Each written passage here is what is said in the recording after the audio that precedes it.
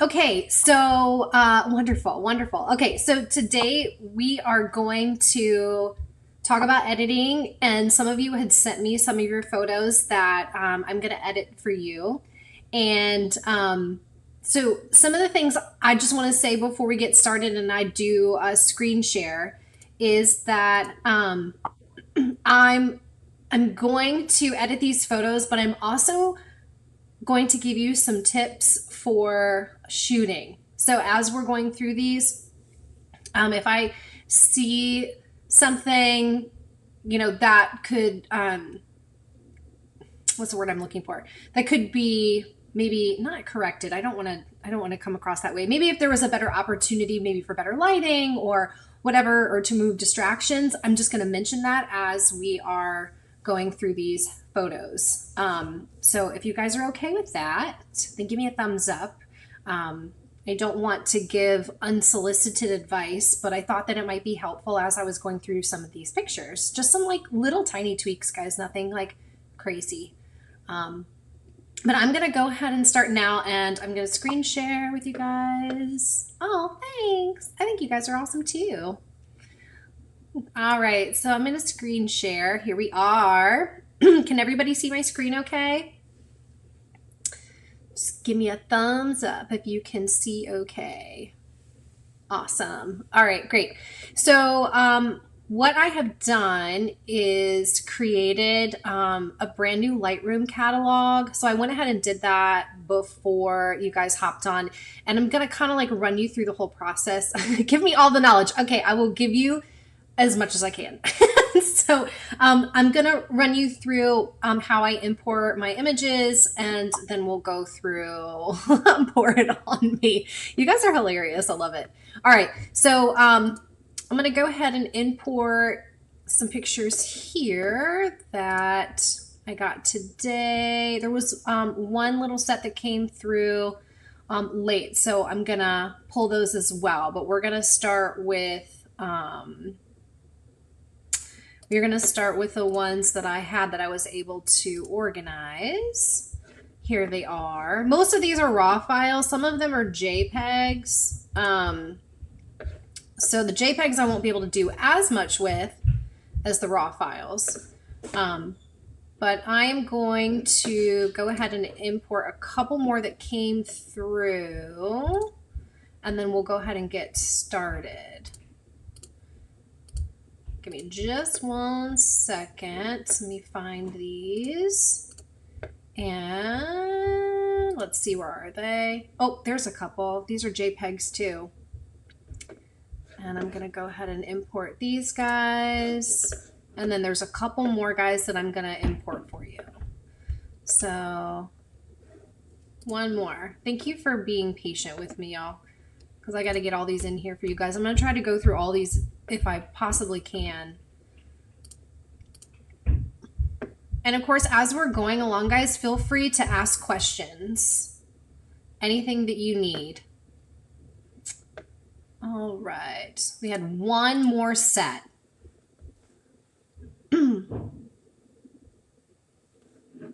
All right. One more set.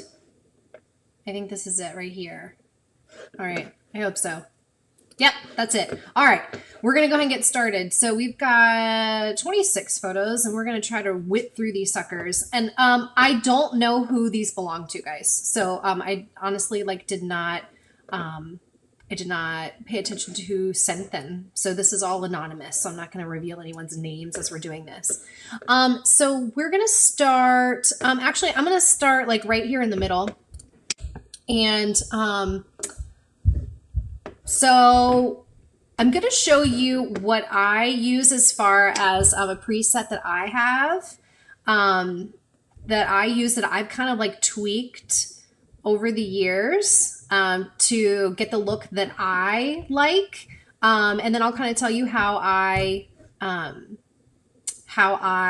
shoot to get that desired look. I'm not sure if everybody has seen my photos, but I get a lot of messages asking about like, how do you get your photos so bright? Okay, so first question. So you always use Lightroom, never Photoshop. So I wouldn't say that I never use Photoshop. The only time that I'm typically using Photoshop is if I want to do like some really in-depth edits. So like if I'm going to do skin smoothing, or if there is something like really distracting that I need to take out of the background, things like that, I'm going to be using Photoshop. But the main reason that I use mostly Lightroom is because I've been able to get to a point where I can pretty much shoot where I don't need to use Photoshop as much. And with Lightroom, you know, when I'm photographing, when I'm editing a wedding and I've got 1,200 images that I need to edit, it's a much faster workflow than trying to do it all in Photoshop. Because you can see here, like you can see everything here at the bottom in Lightroom. And I love being able to just move through these photos quickly. So that's why I use Lightroom, but Photoshop does have its purpose. If I'm doing like, you know, a family session where it's like really deep edits, very specialized, and something that they're ordering for prints, I'm definitely going to be using Photoshop for that. So hopefully that answers your question. So the preset that I am going to be using is my own preset that I've created, but it's just been kind of like some tweaks along the way with different things that I've tried. So I'll show you, this was an original preset that I had used a while back, and you can see here on the screen, and a lot of people like to edit this way. I used a lot of the tone curve to bring out the brightness in my photos. This one, the exposure's kind of low, so I'm just going to increase the exposure. So this was a preset that I used a lot where I just utilized the tone curve and then did some sharpening on my images here in the sharpening area and the noise reduction.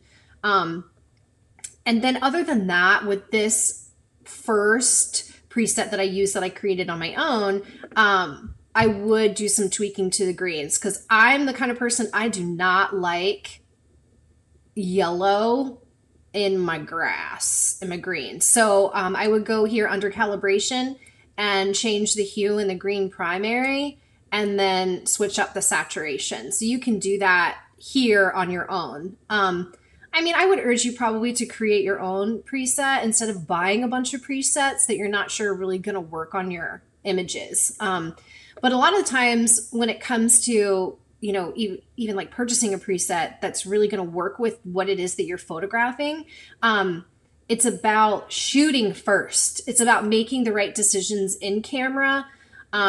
You can't expect to be able to fix everything when you bring in an image for edit, and you know, a preset's not going to fix everything either. So, but with this image in particular, I'm going to apply my own preset that I have here. So we're going to start from the beginning, back from the import. So this image it's a little underexposed, but it's nothing that can't be fixed. It's not totally black where we can't see anything.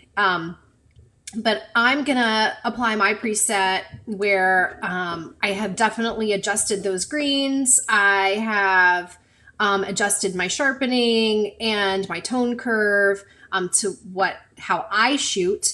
And for anybody that doesn't know, I shoot with a Canon 5D Mark III and mostly Canon lenses. But with this particular image, what I would have done is apply the preset just so I can get the colors the way that I like them, getting rid of the yellow in the grass, and just increasing the exposure on this. Now, when I do this, sometimes the highlights can get a little bright, and you can bring the highlights down over here in this part of the toolbar, just to bring them down slightly, especially if they're really, really bright on the face. And with this, there is a little bit of a green cast here underneath of her chin that you can see from the grass. So I may add in a little bit of the magenta to counteract that, or maybe boost the yellow just a little bit to help with the skin tones. Now with this image, I love shooting through things. I love how whoever took this shot through the blossoms. I think it's gorgeous. The only thing that I may have done a little bit differently in this particular situation is see how there's dappled lighting on my right, but on her left side. I probably would have turned her around to have more of that light behind her, so there wasn't this dappled light, and maybe shot through the trees on this side to be able to get that same effect. So put her back here to these trees and shot through. I understand like you're not going to get that row, the 2 rows of trees, but to get rid of that dappled light on the side, I may have done that, or just turned her slightly, or maybe had an assistant, you know, holding some type of diffuser or something here off to the side to get rid of some of this dappled light. But otherwise, I really love it. I think it's really pretty. Same thing with this one. You can see where it's just a little bit underexposed, but that actually works really well with some of these more filmy type presets that are out there. So again, I would apply my preset. Now, when I did this, it made it a little bit cooler. So I would probably bring up the temperature a little bit here. Honestly, I would probably bring in the blacks or increase the contrast just a little bit to bring some of that in. Now, also, if you see different colors in the images that you don't necessarily like maybe there is like a yellow undertone that you don't particularly care for, you can go here under the HSL area and isolate a particular color and pull out the saturation. So like, you know, pulling out the saturation of the greens, things like that. This one may be another one where I would bring down the highlights just a little bit, because when I increase the exposure, then those highlights get really super bright. So you can do that here under the highlights. I don't typically touch it here under the tone curve because it does cause them to be kind of gray. So I don't love the grayness that it gives it. See if I bring it all the way down, see what it does. Yeah, I don't really like that. But with this one in particular, that's probably what I would do. And you can also go under HSL if you wanted to get a little bit more pop in the skin tones. You can go under the orange and increase the saturation a little bit to give a little bit more pop in the skin. So that's probably what I would do with this one. Moving on, we're going to go to this guy. And you guys can ask me questions as we are going through this as well. If you have any questions, you're more than welcome to ask, because I think I can work on this and answer your questions at the same time. Pretty sure I can. All right, we're gonna work on this guy right here. So this one, very similar to the last image, the dappled lighting here on this couple. So, I mean, there's a couple ways that you can avoid that. You know, shooting at a different time of day where the light is not so bright, or turning them so the sun is more behind them. But again, in this situation, you probably wanted to get this roadway. So that I totally understand, but you're going to have that dappled light. So for this one, this was shot with a 50 millimeter at 3.2. This I would probably crop it in, honestly. I would crop this in a bit. I definitely like using the rule of thirds. I know some people actually will put that, put the grid on while they're editing, just so they can see the 3. Well, it's not just the 3, it's the 3 columns this way, 3 columns vertically. I don't do that anymore, but this is probably how I would crop that image. I might even bring it in just a little bit more. Yeah, I would apply my preset like I always do. See, because it gets rid of some of that yellow in the leaves. It would probably increase the exposure a little bit and actually bring in some warmth to this. The dappled lighting, there's not going to be anything that you can necessarily do about that because that's the light. But that is how I would edit this one. Perfect skin tones in different lighting, especially in the shade. Yes. So I think this one is a good example.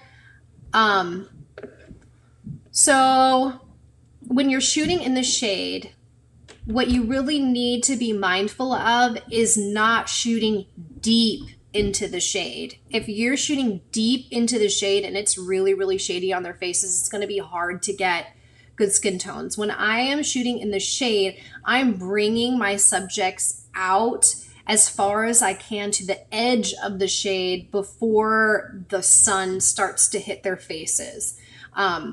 Also, another thing that you have to keep in mind is when you're shooting, I mean, not necessarily in the shade, but shooting anywhere, whatever is under their feet is what is going to be reflecting back on their faces. So if you're shooting in a place where it's green grass, it's going to reflect green onto their faces. So you really need to be mindful of the surroundings, not just the shade itself. So for me, like I'm going to look for places where I've got like concrete, brick.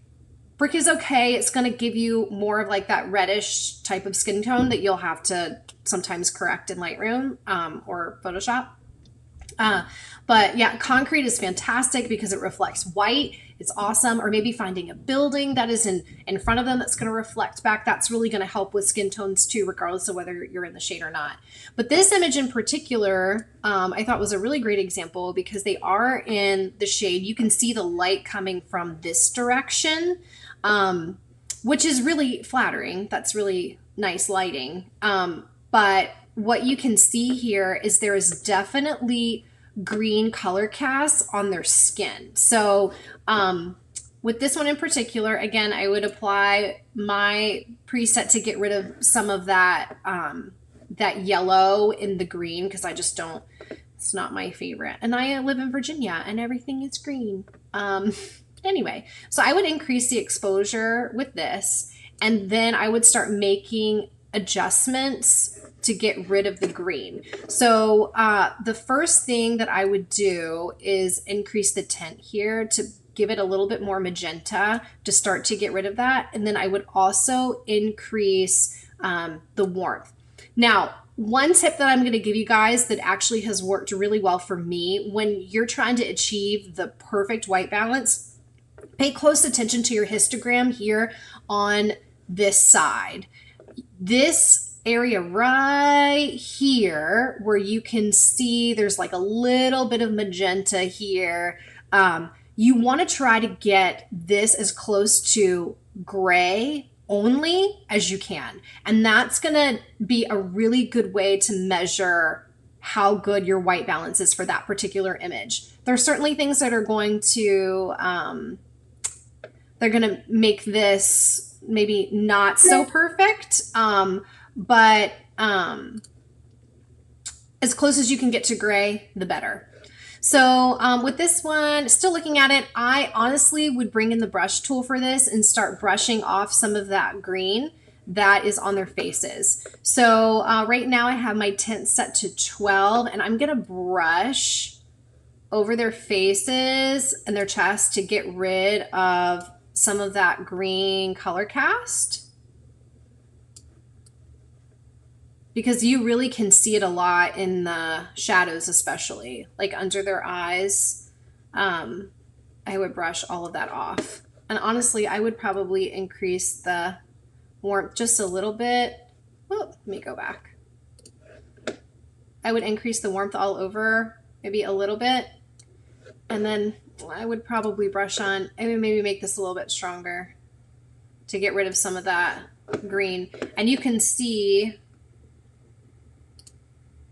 before and after. So the skin tones definitely look a lot better. You could certainly pull this into, Photoshop and really get down with it and use the brush tools to get rid of those color casts. But this is going to be the best way, I think, to move quickly, especially if you're photographing weddings.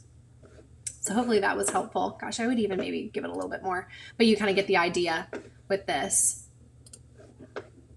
Let's take a peek at this guy. Turn this sucker around. Actually, these two as well. These are all pretty similar. All right. This one actually looks pretty darn good, I would say. I mean, I would do the same. This one looks great. I would do the same. I would just apply my preset just to give it a little bit of pop. And a good way to give pop to an image is to work here in the tone curve. When you're adding in the brights and increasing or decreasing the shadows here, it really does give it a little bit of pop. But I think that image looks good. Do you have rules for black and white photos? Like just those that capture a moment. Those where editing is not giving the look you want. So for black and white images, when I am sending a wedding gallery specifically, I give a black and white copy for each image, and I will show you how I do that. So I actually create virtual copies for everything that is in the gallery. So I'm just going to show you this really quickly, and then I'll reverse it. But I'm going to use my command keys. I'm going to select everything, and then I'm going to right click, and I'm going to click on create virtual copies, and it's going to create a virtual copy for everything that is in that catalog that I'm working on. And then I am going to use my, let's say, for example, we'll do this one. I've created a virtual copy for this, and then I am going to use my black and white preset. But honestly, guys, this is how easy my black and whites are. So after the image is edited, all I do is decrease the saturation to nothing, and I'm increasing the contrast until I get the look that I like. And that's typically what my black and whites are. It's that simple for black and whites. And once I've done that with one image, I just sync it. So if I want to sync that with multiple images, I will just click sync. And then I'm not going to synchronize all of the settings. So I don't want to synchronize my exposure because that's probably going to be different. So really the only things that I need to sync would be my saturation and my contrast. And then I would click synchronize, and that's going to sync all the images that I want to be black and white. But there are sometimes like certain images that I would not deliver in color, but I would only deliver in black and white. Like for example, if there was a reception photo and the DJ had, you know, all kinds of different lights going and it was just kind of like crazy spots all over the skin, I would probably just deliver that in black and white only, and not color. Or, you know, if it's like a very intimate moment but the lighting isn't the greatest, then I would deliver that in black and white only and not in color. So actually let's move along to this image, which I love the pose on this. It's beautiful. I think it's really flattering, and I love the back of that dress. It looks good. So again, I'm going to put my preset in here. And this one, I'm not sure like what exactly the surroundings were with this particular image. But this could be a little distracting in the background. And I think that like just maybe going in with a clone tool and just getting rid of like these little things that draw my eye would be great. And you can do that either here in Lightroom or you can do it in Photoshop. Photoshop is going to be a little bit more precise, but even see like just doing this, you can get rid of some of these little distractions that take your eye right there. And you really just want your eye to be on your couple. So yeah, just using that tool over here can get rid of some of that stuff. And like already, I think this looks better because then I'm not looking at all of those things. I'm going to get rid of this one too. Boom. There you go. With this one, I would definitely increase the warmth a little bit. And you can see over here on the histogram, if you look really closely, you can see there's a little sliver of blue that's still here. So that would tell me, okay, I need to add a little bit of warmth into this image to kind of bring it to life a little bit. I might even increase the magenta slightly, just to help with the color balance.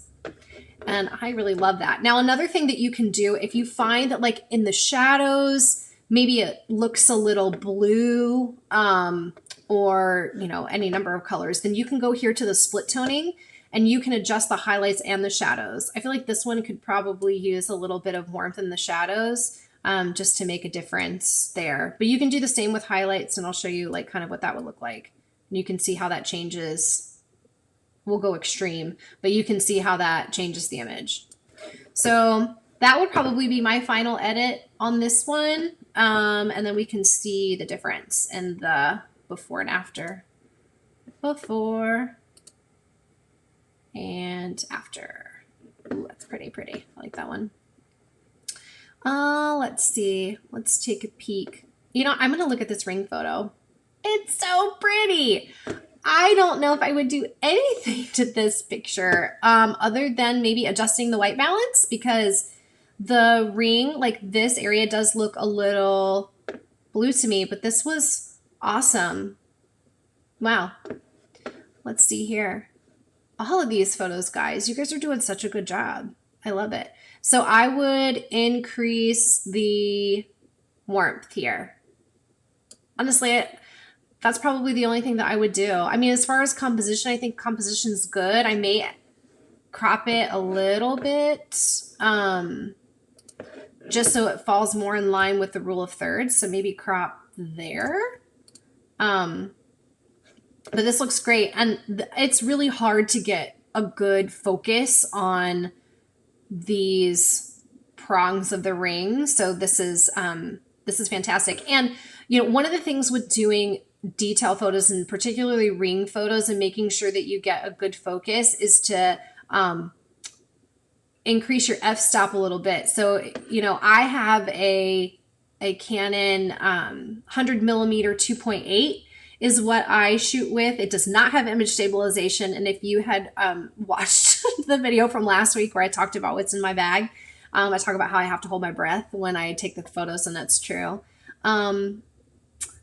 So I will say that, like, a really good tip is making sure that your f-stop is, you know, high enough so you are able to get everything in focus. So this one was shot at 5.0, which is perfect for a ring shot. Do you do anything with the diamonds? So can you be more specific about what I do with diamonds? And I will wait because I know there's a little bit of a lag, because I'm curious. I mean, I definitely will style the rings on different things, and I can actually pull up a wedding so you guys can take a peek at some of the things that I do. But yeah, just if you be more specific, then I will be able to definitely give you an answer for that. Let's move along. Let's go to this image here. Okay, so this is pretty typical of indoor lighting. It's usually pretty yellow. But what's great about this image is I love the composition of this. With the brush tool. I'm going to go back to the diamond really quick. So I have definitely used a brush tool on diamonds. I don't usually increase clarity and sharpness on this. I don't feel like this one particularly needs it, but it really depends on what your style of photography is. So for me, when it comes to sharpness, I want to make sure that I'm getting everything as right in camera as possible, but you could certainly use the brush tool if maybe something wasn't quite as in focus as you want it to be. It can help, but I don't typically do that with my images. I mean, the only time that I usually use a brush tool is if, like, I have been photographing in a room where there was some kind of crazy color cast.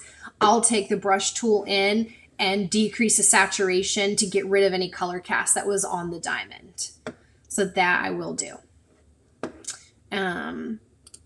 All right, so we're going to go back to this one. So what I love about this is the composition of this and shooting over the bride's shoulder. Love that. This might be one of those images that I would turn black and white. I would straighten this, first of all. And then I would, like I said before, I'm going to go ahead and add my preset here so you guys can kind of see. It does increase a little bit of, like, the contrast in here. But you can start, this is a great example to use this histogram. You can start using the histogram to get rid of that yellow that's in the picture. So I would just decrease the temperature here. But look, as I'm doing this, you can see that the cyan over here, that like teal color, is starting to pop in. So that's when I'm going to increase the magenta to counteract that. And actually now I feel like I need to add a little bit of warmth back in. And that's going to give you a better color balance. I might increase the exposure just a little bit. And this is a great place where you could use split toning too. So one of the things you have to be careful about when you are photographing with artificial light is that if you look back here in this window, this is all natural light coming here. And natural light is going to be cooler than artificial light. So you're going to have competing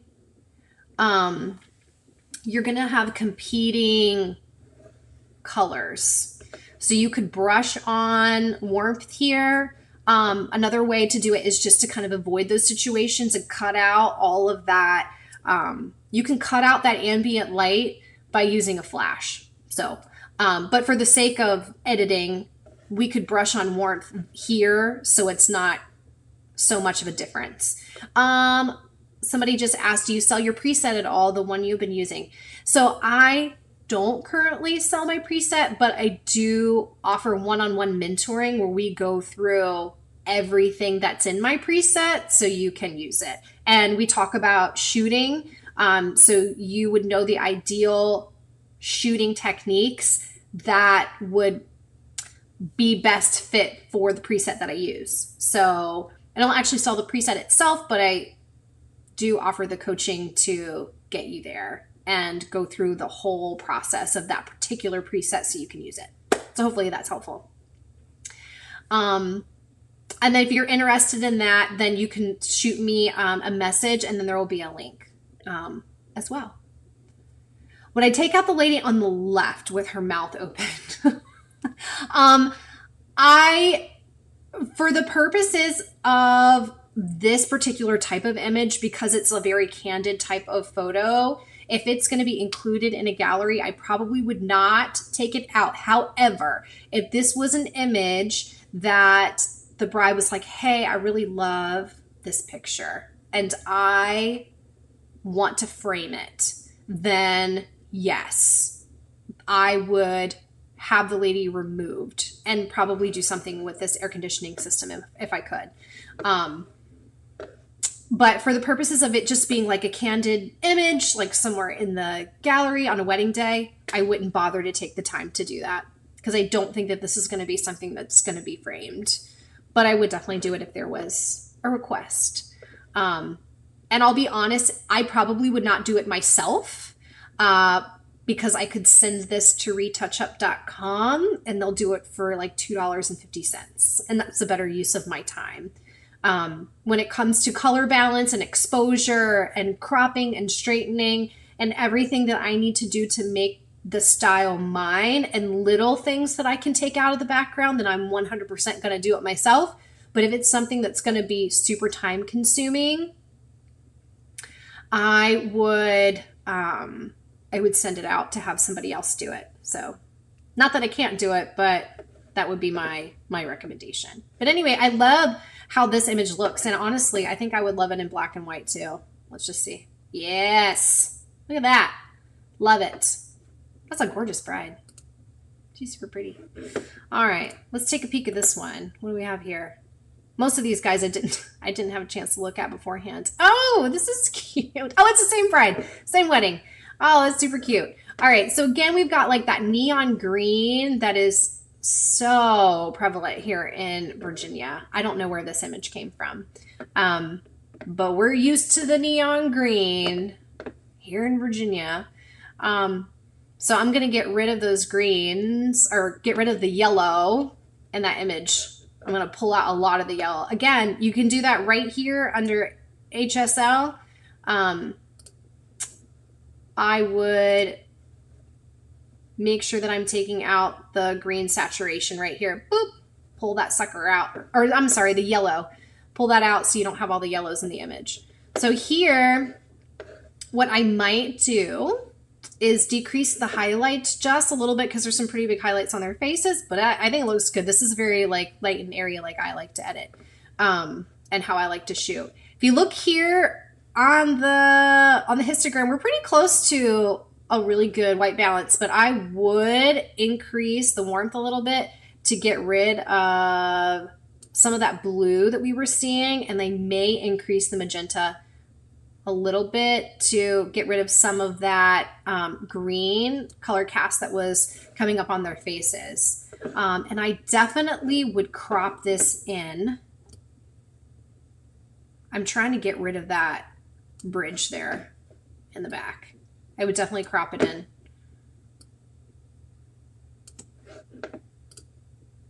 There you go. And you could even do some split toning on this too, to give the skin a little bit more pop. Or like I said before, you could add in that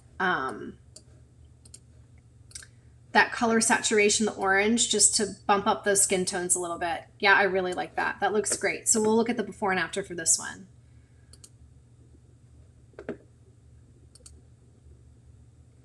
Boom. That looks good. I love it. That's cute. It's really funny. All right, let's see here. Let's skip on over to this one. Ooh, oh, this is so sweet. What a sweet moment. I love this. I love this. So again here, I'm going to get rid of the yellows. And then this image, this is great. I would increase the warmth here. It would give it a little bit warmth because it was a little, it was looking a little blue in the skin tones. And honestly, like to give this a little bit more brightness, I would probably bump up the lights in the tone curve just a little bit, just to give it a little bit more brightness. And I may go into the split toning to give it a little bit more color in the highlights. But that is probably how I would edit that one. That was a quick one. So, and with the composition on this one, I may crop this vertically just so like more of it fills the frame, but I kind of like the like whimsical crop to this. I think it's kind of cool. I may crop it like that too, but I think you could go either way. Yeah, you could go either way, but I like that a lot. All right. So let's take a look at this flat lay. So with this one in particular, it's very blue, not just the imitations themselves, but you can see here that there is a lot of blue here on the histogram. So to get rid of that blue, I'm going to increase the exposure first because I feel like we need that.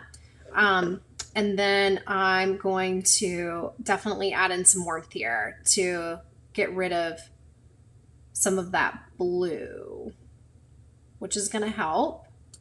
One of the things here too that you have to be careful of, especially when you're shooting details like this and you've got some details that are above the rest, is focus, just focus issues. Because I see that this one's a little bit blurry and I'm wondering if maybe that's a lens thing.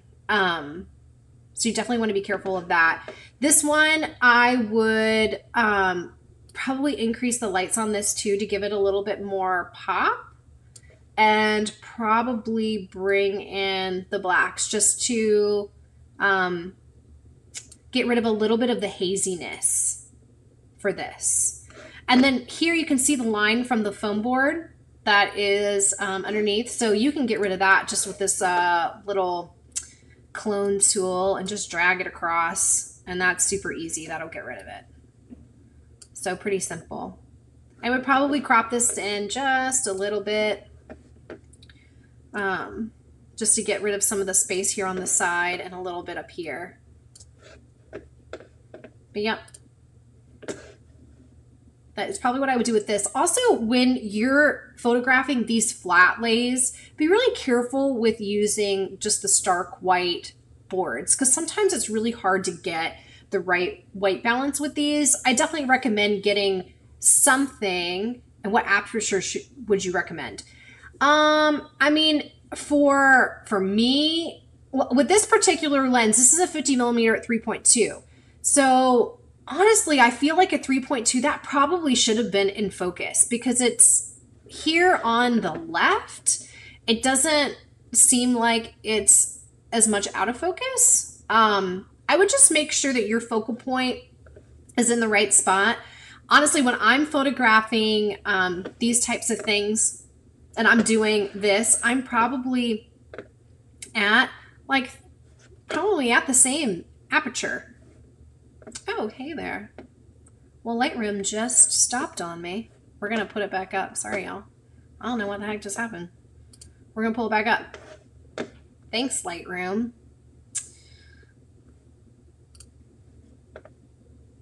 Sorry, y'all. We'll pull back up.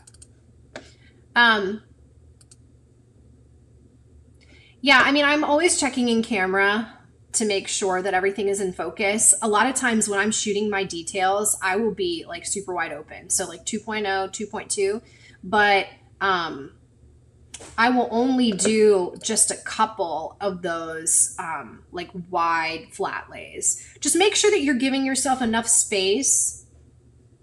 For the invitation suite, what color board? So I always contact my brides or my couples a couple weeks before the actual wedding to talk to them about their timeline and all the specifics of the details and things that they're going to have. And I find out exactly what their color scheme is. And then I will go and purchase different colors of not cardboard, not construction paper, you know, the big boards, like from Hobby Lobby. And that will be what I put over top of the foam board. I'll make sure that I have multiple foam boards so I can use them as reflectors. And then I have something flat to lay those big construction type boards on top of. So whatever color is going to complement the colors that they have set for their wedding day. So like, for example, I've got a bride. Yes, absolutely. Definitely textures, wood floor, tables, like anything that you can find. I in particular love for my images to be like really bright. So I tend to steer away from anything that's dark. So the colors that I'm going to pull, like when I go to Hobby Lobby or your local, arts and crafts store, the colors I'm going to pull are going to be brighter. So, for example, I have a bride this weekend. Her colors are blush and burgundy and some greens. So the color that I'm going to use is going to be like a blush color that I'm going to put all of her details on. You want to make sure that there's some contrast there. But yeah, whites can be hard. So, all right, we're going to have to open a recent catalog. Let me pull up the catalog because this took us to a different place when it opened back up. Alrighty.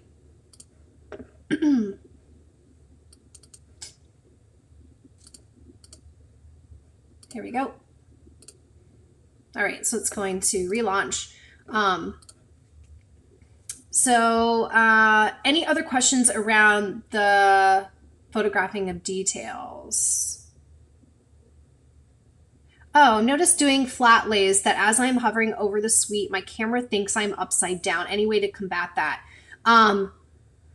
If you're hovering over, slightly tilt your camera like slightly towards you, because what's happening is your camera is tilting away. So that's why it's flipping the image. So tilt it towards you just slightly, and that should take care of that problem. Let's see here. So this image, when this came in, this is like beautifully done. I love shooting super wide open. So this is at 1.8, which is like totally my jam. Yes, I do raise parts of the invitation to add levels and height. Yes, because it's going to create dimension. It's going to create some shadows. So like the main invitation, I'm definitely going to raise, and then I'm going to bring the other parts of the invitation in. So again, like your aperture settings is going to depend on your camera. You really just have to photograph it and then take a peek at it on the back of your camera and make sure that everything is in focus. Unless you're really focusing in on one particular part, it's okay if everything else is blurry. But when you're doing the big, wide, flat lay, everything should be in focus for the most part. But yes, I do raise certain parts. And there's different ways that you can do that. I mean, you can utilize things that you have at hand.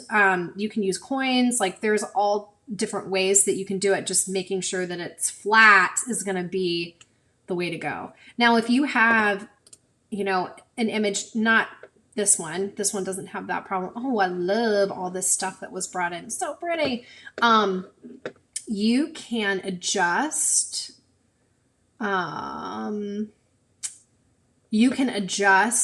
here under transform, to make sure that everything is level. So like just clicking that level button will level it out. Or if you find that it's tilted one way or the other, then you can change it vertically. Boom, boom, which I've had to use before because I can't always get completely square with whatever it is that I'm photographing. You can do it horizontally, so you can make those adjustments this way, which is really, really cool. But yeah, with these flat lays, bringing in florals is huge. I say that to all of my florists. Give me your florals. Let's go back to this image. So this image is really great. The only thing that I would probably do to this one is crop it in a little bit so that it's more symmetrical. But it looks really great as it is. I would maybe warm it up just a little bit.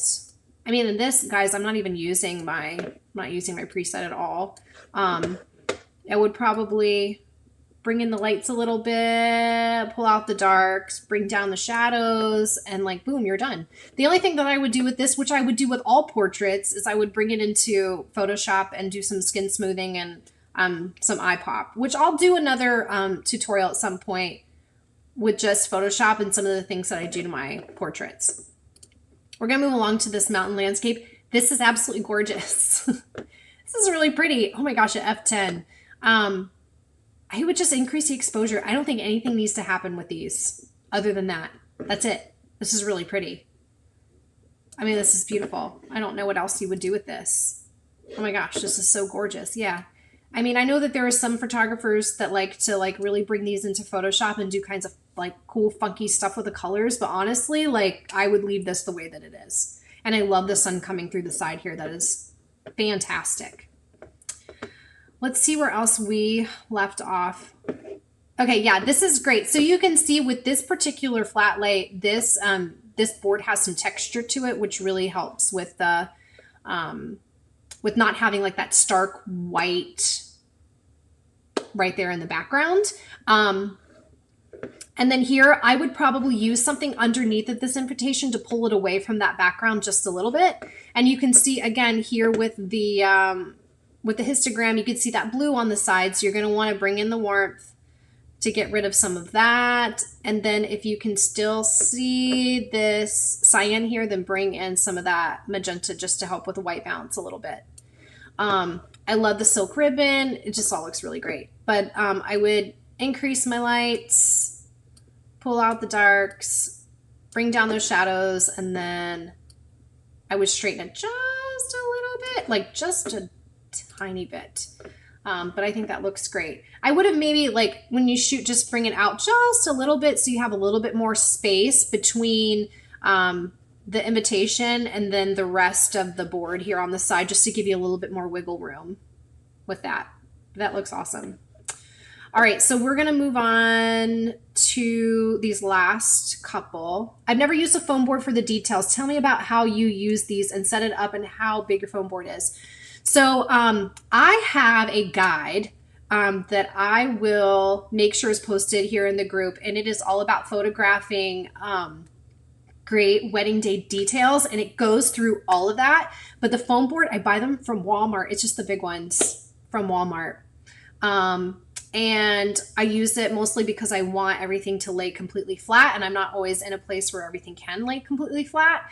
And I will bring multiples so I can set one up as a reflector if I find that there's dark space on the side. So that is how I set up my my details. And also through my mentoring program, a lot of times I will have photographers come into my studio, and we will go through how to set up details, what the reflector should look like, and you get hands-on experience with that. But I will definitely make sure that that guide is posted, and I also have videos on it too, where you guys can see that. So I'll post the link for the video so you can see exactly how I do it. Oh, that's all right. Well, I'm sure that we'll do this again at some point, and you can we can go through your photos. But yeah, definitely like shoot me a message. All right, so here with this particular image, we're gonna do like 2 more guys and then we're gonna hop off because we've been on for an hour. Y'all have been with me for an hour. That's awesome. So this one I would definitely straighten. And I would crop this in on the side. I'm definitely a stickler with like straight images and making sure that the cropping is good. And then with this, all right, I'm not going to use my preset because we're going to go with it. So I would increase the exposure and then I would definitely bump the lights. You can get them from Dollar Tree. Yes, you can get them from Dollar Tree. That is true. I saw them at Dollar Tree the other day, so I probably won't be buying them from Walmart any longer. That is correct. Yep, so I'm just going to bring this up here, decrease the shadows a little bit. One thing that I found is that wherever I'm photographing, whatever's in the background, especially with digital, the skin tones are going to kind of mimic that. So I feel like their skin tones look really good. So with this particular image, I don't feel like a lot needs to happen. And that bouquet is amazing, by the way. But yeah, I think just increasing the contrast. Let me see. This is at 3.2. I mean, if we're getting like really nitty gritty here, like maybe increase the f-stop just a little bit so the people on the sides are, just as sharp as those in the middle, because you see it a little bit here on the end. I don't think it's anything that anybody would really ever notice except for us looking at this. But if we were to go in and just use the preset that I have, let's see how that would look different. Yeah, I mean, it looks basically the same. There's not a lot of difference. But yeah, I mean, really is just increasing the exposure. But I think this is a really great family photo. I think it looks fantastic. Maybe pull down the highlights just a little bit, but this looks wonderful. Let's see. Yeah, these are all really great. I mean, reception images, I mean, really I would just increase the exposure here. I would crop this in because we've got missing feet. So I would crop here, the shins. I would crop in a little bit here, move it over. It's right in the center. Done. Honestly, reception photos, I love them in black and white. So black and white, boom. There you go. And it looks great. I typically shoot at about 2.8, but 3.2, I mean, it's pretty similar. People are moving around. And then this one. So this one, I am assuming that the goal here is maybe to have everybody with a white background. And I'm going to be honest. It's going to take you way more time to go into Photoshop and pull everybody out and create a white background. Send this to retouchup.com and they will do it for $2.50. Honestly, like that would be my recommendation with this. But I will say the exposure is really great. Everybody's in focus. This was very well done. So I think, guys, that's all we have time for today. But I think you guys are really on the right track, and I'm hoping that these tips were really helpful for you. I would love to do this again because this was actually a lot of fun. But anybody that has like specific questions, that wants to schedule a call to talk about, coaching and editing and shooting, definitely feel free to do that. You can shoot me a message either through Facebook, or I'm going to post a link in the description so you can schedule time to chat. So it was really great that you guys were all on here. I loved going through these images, and thank you to everybody that sent them. I promise we will do this again, and there will be another opportunity for more people to send. So I hope you guys enjoy the rest of your day, and I will talk to you guys soon. Bye.